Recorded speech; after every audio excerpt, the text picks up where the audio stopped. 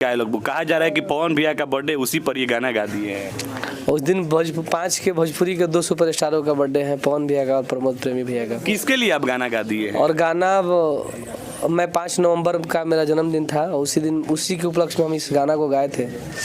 और जिन पे वो गाना शूट कर जाए, और 5 उसमें जनवरी, फरवरी, मार्च, अप्रैल और जून, जुलाई का बात नहीं हुआ है, नवंबर, दिसंबर का, वो 5 का शूट कर देगा। अभी एक और गाना गाया हूँ मैं कि 5 गोली मारम हम 5 के।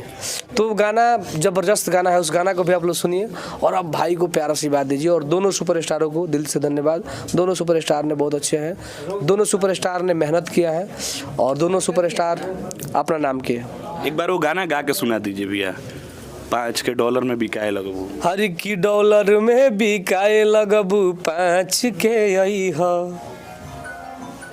वही गाना है। बर्थडे पार्टी मनता नाच के जई हो, डॉलर में बिकाए लगबू, 5 के जई हो। लोग कह रहे हैं कि पवन सिंह पर टुनटुन यादव गाना गा दिए, पूरा धमाल मच गया है। लोग जो बोलेंगे वो सही है भाई, लोग जहाँ से भी प्यार दे, लेकिन दे बात मतलब सही है ये आप कह रहे हैं। लोग जहाँ से भी प्यार दे वो सही है। ऑडियंस को मैं सुनने के लिए